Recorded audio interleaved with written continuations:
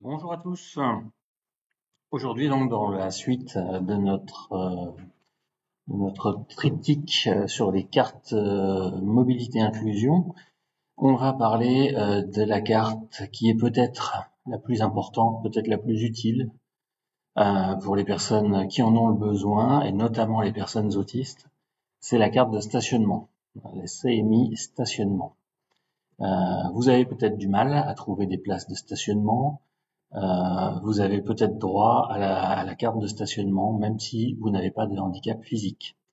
Dans cette vidéo, je vais vous expliquer tout ce que vous devez savoir sur cette carte indispensable, parce qu'elle fait partie des 3 cartes de mobilité inclusion, priorité, invalidité et stationnement, et elle est spécialement conçue pour faciliter le stationnement des personnes qui sont en situation de handicap, et notamment en situation de handicap dit psychique, comme par exemple l'autisme.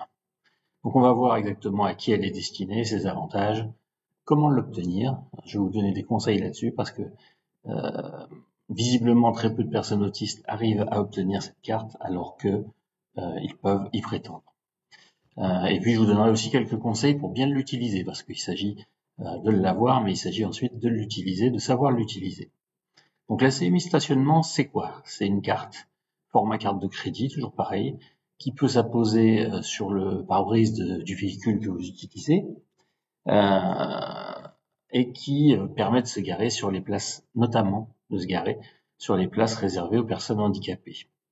Cette carte, vous pouvez l'avoir sur vous en fait et la poser sur le pare-brise ou sur le tableau de bord de la voiture que vous avez utilisée ou qui vous a conduit. Vous n'êtes pas obligé d'être le conducteur. Quel que soit le véhicule emprunté. C'est-à-dire vous pouvez le mettre dans votre voiture, vous pouvez le mettre dans la voiture du voisin s'il vous emmène. C'est une carte qui est propre à l'utilisateur et non pas au véhicule. D'accord, ça c'est important de le savoir. Et vous avez le droit d'en avoir 2 différentes. Si jamais vous utilisez par exemple 2 véhicules dans la famille, vous pouvez l'avoir pour plus de simplicité dans les deux voitures. Sa durée de validité, elle est généralement comprise entre 1 et 20 ans. En fonction de ce que vous allez indiquer dans votre dossier. Certains peuvent même l'obtenir de manière définitive. La carte stationnement, donc les critères d'attribution, c'est les personnes qui ont une réduction importante et durable de leur mobilité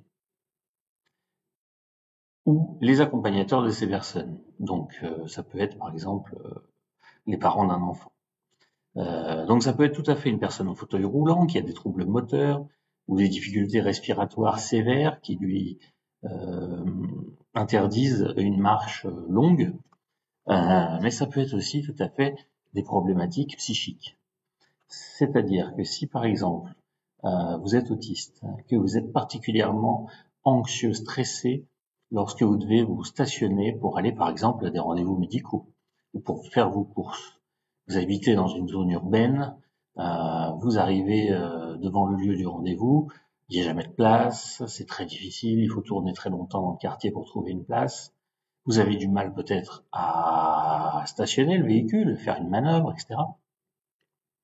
Ce qui fait que soit vous arrivez à votre rendez-vous épuisé, soit vous laissez tomber le rendez-vous, ça peut arriver, soit vous n'y allez pas. Tout ça parce que vous avez une problématique de stationnement à l'arrivée. Cette carte peut vous être attribuée pour ces cas-là. Il vous suffit, en fin de compte, d'indiquer dans votre dossier différentes choses. On y verra un petit peu plus tard. Donc voilà à qui elle peut être destinée cette carte invalidité, de cette CMI, stationnement. Alors, ses avantages. D'abord, l'avantage, c'est que le stationnement est gratuit. On sait que les personnes handicapées et les personnes autistes ont souvent un niveau de vie réduit par rapport à la moyenne. Donc, grâce à cette carte, vous pouvez vous stationner n'importe où, sur toutes les places publiques de parking qui ne sont pas gardées par une barrière, d'accord, donc toutes les places dans la rue, par exemple vous habitez à Paris, à Lyon, le stationnement est payant dans la plupart du temps, vous avez le droit de vous garer sur n'importe quelle place à titre gratuit. Du fait que la carte est apposée, vous n'avez pas à payer le stationnement. C'est-à-dire que c'est déjà un souci en moins par rapport à ça. C'est aussi un souci en moins dans le sens où parfois, dans les grandes villes, vous avez le stationnement qui est limité à 1 heure, 2 heures, même si vous payez. Là, avec la carte, vous pouvez stationner toute la journée sans payer et sans avoir le risque d'avoir une amende. Vous pouvez avoir un accès aux places dites handicapées, des places avec un marquage spécifique qui sont plus larges.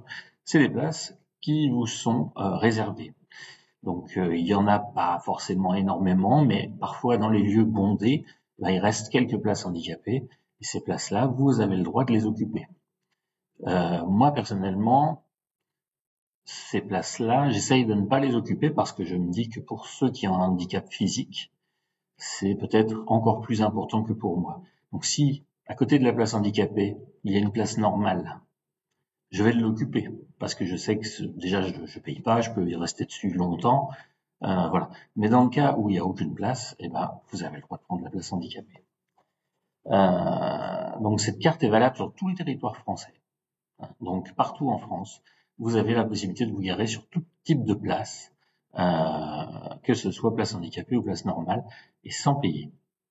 Alors maintenant, on va voir comment obtenir cette carte. Parce que très souvent, j'entends que pour les personnes sans handicap physique, il est difficile de l'obtenir. Alors en fait, tout ça réside d'un problème de remplissage du dossier MDPH. Le dossier MDPH, notamment aux pages 6 et 7, vous avez des encarts dans lesquels on vous demande si vous avez besoin d'aide pour votre vie quotidienne.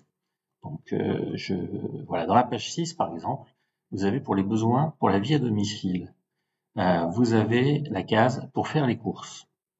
Pour faire les courses, vous devez prendre votre véhicule pour la plupart du temps. La plupart des gens doivent prendre leur véhicule pour faire les courses. Cette case, il faut la cocher. Il faut la cocher si vous pensez que vous avez besoin de la carte stationnement. Parce que c'est logique. Vous avez besoin pour faire les courses de la carte stationnement. Donc, n'hésitez pas à cocher cette case. À la page 7, dans les besoins pour se déplacer, vous avez les cases sortir du domicile ou y entrer. Sortir du domicile, vous pouvez le faire si vous savez que vous aurez la possibilité de vous garer facilement. Sinon, vous ne sortirez peut-être plus de chez vous, parce que vous savez que c'est trop difficile de prendre la voiture parce que vous avez le problème du stationnement. La case pour se déplacer à l'extérieur du domicile, c'est pareil, il faut la cocher. Pour utiliser un véhicule, cette case aussi, il faut la cocher. Pour partir en vacances, il faut la cocher. Vous vivez peut-être dans une zone rurale où il n'y a pas de difficulté de stationnement, mais quand vous allez partir une semaine en vacances à Nice ou à Paris, en ville, vous aurez besoin de cette place. Donc c'est clairement nécessaire de cocher ces cases pour bien faire valoir que vous avez besoin de cette carte de stationnement.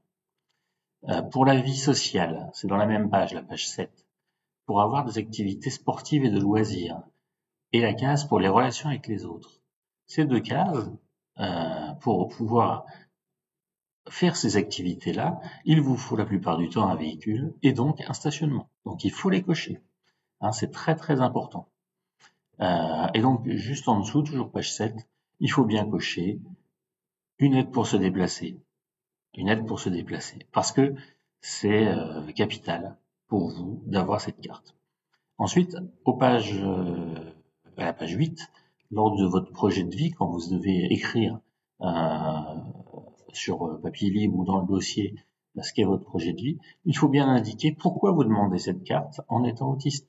Parce que l'anxiété générée par la recherche de stationnement, le fait que si vous êtes garé loin, vous allez devoir ensuite faire une longue marche à pied, que vous n'êtes peut-être pas capable, lors de cette marche à pied, d'être en sécurité, parce que les stimulations sonores, visuelles, la fatigue de cette grande marche avant d'arriver à votre lieu de rendez-vous va faire que vous ne serez pas en sécurité. Et si ça se trouve, en traversant la rue 3 ou 4 fois pour rejoindre votre lieu de rendez-vous, vous allez vous faire renverser.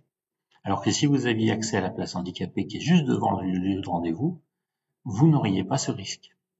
Voilà ce qu'il faut indiquer dans votre dossier pour avoir la possibilité d'obtenir cette carte CMI stationnement. Si vous pouvez joindre un certificat médical de votre médecin traitant qui appuie cette demande, c'est encore mieux. Mais d'expérience, remplir le dossier tel que je vous l'ai décrit suffit à vous faire obtenir la carte de stationnement. Alors, Conseil pratique. Cette carte, il faut la placer bien en évidence sur le tableau de bord, hein, pour éviter les contraventions. Parce que si elle n'est pas visible, peu visible, ou si vous oubliez de la mettre, vous pourrez avoir une contravention. Cette contravention, vous pourrez ensuite la faire annuler si vous avez oublié de mettre votre carte, en faisant un courrier, un recours, etc. Et vous aurez gain de cause. Mais ça va vous faire pas mal de démarches et de tracasseries. Donc je pense que c'est important de bien la positionner, puis aussi éviter les remarques des gens, parce que parfois quand on se garde sur une place handicapée et qu'on n'est pas en fauteuil roulant, eh ben les gens qui passent dans la rue font des remarques. Si vous avez la carte sur le pare-brise, vous pouvez leur dire je suis handicapé, évitons les remarques. Cette carte, par contre, elle est strictement personnelle. On ne peut pas la prêter. Comme je vous l'ai dit, elle est associée à votre personne. Donc, vous pouvez l'avoir avec vous, vous pouvez changer de voiture autant que vous voulez. Par contre, vous ne pouvez pas la prêter à quelqu'un. D'accord? Sauf à la prêter, par exemple, à un proche qui va venir vous chercher sur le lieu de rendez-vous. Il pourra stationner sur la place handicapée devant le lieu de rendez-vous parce qu'il vient vous chercher.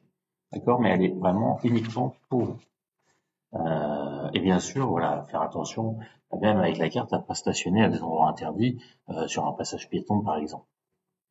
Alors voilà, en conclusion, la CMI stationnement, c'est une aide précieuse pour toutes les personnes qui ont des difficultés de mobilité. C'est ça qu'il faut retenir. C'est pas lié à une jambe de bois, à un fauteuil roulant ou à quoi que ce soit de ce genre-là. Elle facilite le stationnement. Elle offre des avantages concrets au quotidien. C'est vraiment très très important pour ceux qui en ont besoin de la demander et de l'obtenir. Et là-dessus, je vous encourage vraiment à être implacable parce que c'est vraiment la plus grande aide, je pense, que l'on peut avoir grâce à ces différentes cartes mobilité inclusion. Voilà, écoutez, je vous remercie d'avoir regardé cette vidéo. N'hésitez pas à la liker parce que ça fait plaisir pour mon travail, à la partager au plus grand nombre si ça peut aider des gens à l'obtenir.